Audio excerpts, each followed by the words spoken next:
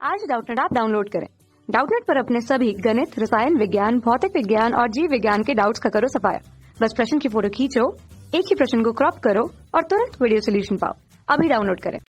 Hello दोस्तों, हमें यहाँ प्रश्न में दिया गया है कि सिद्ध कीजिए कि समुच्चय 1, 2, 3 ये तीन जिसके अवयव हैं इस समुच्चय के में संबंध R इस प्रकार है कि यह हमें रोस्टर रूप में दिया गया है कि इसके जो अवयव हैं क्रमित युग्म 1,1 है, 2,2, 3,3, 1,2 और 2,3। तो इस प्रकार प्रदत्त संबंध स्वतुल्य है परंतु ना ही सममित है और ना ही संक्रामक, ये सिद्ध करना है। तो सबसे पहले तो मैं यहाँ पे लिख लेता हूँ जो हमारा संबंध R है।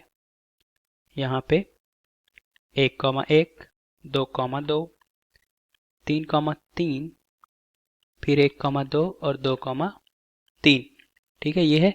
और इसका जो समुच्चय है क्या है? समुच्चय है अपना 1, 2 और 3। इन तीनों अवयवों से बना एक समुच्चय है। ठीक है, अब हमें क्या चेक करना है? स्वतुल्य, सममित और संक्रामक। तो देखिए स्वतुल्य क्या होता है। कोई संबंध स्वतुल्य तब होगा जब इसमें a,1 अवयव हमारे संबंध में आएगा, है ना। जहां पे ये सब a जो है ये सभी अवयवों के लिए समुच्चय के। ठीक है, समुच्चय में क्या क्या है? 1, 2, 3। ठीक है, तो स्वयं का स्वयं से प्रतिबिंब बनना चाहिए इस प्रकार के, स्वयं का स्वयं से संबंध होना चाहिए इस प्रकार के सारे अवयव हमारे संबंध में आए, है ना। तो यहाँ पे हम क्या देखते हैं? यहाँ पे मैंने लिखा है सभी ए के लिए, मतलब 1, 2, 3 इन तीनों का आपस में मतलब स्वयं से संबंध होना चाहिए। तो चूंकि यहाँ 1,1, चूंकि 1,1, 2,2 और 3,3 ये तीनों हमारे संबंध में हैं, इसलिए हम बोलेंगे कि जो R है, संबंध R यह स्वतुल्य है। ठीक है, अगर इसमें से एक भी अगर कमी होती तो यह स्वतुल्य नहीं होता, याद रखिए, है ना। जितने भी अवयव होते हैं समुच्चय में उन सभी का स्वयं से संबंध होना चाहिए, तो ये स्वतुल्य हो गया। ठीक है, अब हम देखते हैं सम्मित। ठीक है, तो इसमें क्या होता है? यदि a, b हमारे संबंध में आता है तब b, a भी हमारे संबंध में आना चाहिए, तब यह क्या कहलाएगा? सम्मित। तो यहाँ पे आप देखिए, यहाँ पे क्या दिया गया है? 1,2 हमारे संबंध R में है, लेकिन इसका उल्टा बताइए 2,1 क्या यहाँ कहीं दिख रहा है? क्या नहीं दिख रहा है। तो हम इसके अच्छा उदाहरण है, तो हम बोलेंगे कि चूंकि 1,2 हमारे संबंध में है परंतु 2,1 ये हमारे संबंध में नहीं आ रहा है।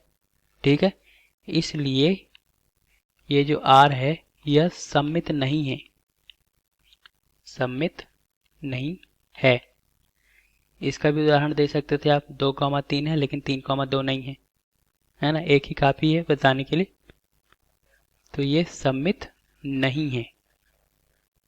आगे देखिए, अब संक्रामक कैसे होता है? देखिए संक्रामक में इसे ध्यान से देखिएगा, यदि, है ना, यदि a, b है ना, a, b और b, c हमारे संबंध में आए। यहाँ पे थोड़ा ध्यान दीजिएगा, इसका जो द्वितीय घटक है इसका प्रथम घटक होगा।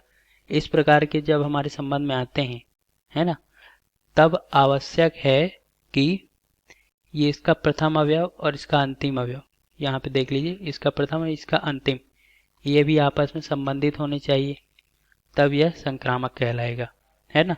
तो यहाँ पे आप प्रश्न में देखिए हमारा जो दिया गया है कि ये देखिए 1,2 यहाँ पे है ना, और 2,3 भी यहाँ पे, इन दोनों घटक जैसे इसका दूसरा और इसका प्रथम घटक एक समान है। अब आपको ये चेक करना है कि इसका प्रथम और इसका अंतिम घटक आपस में संबंधित है क्या, मतलब 1,3 यहाँ कहीं दिख रहा है क्या? नहीं दिख रहा है, मतलब ये संक्रामक नहीं है।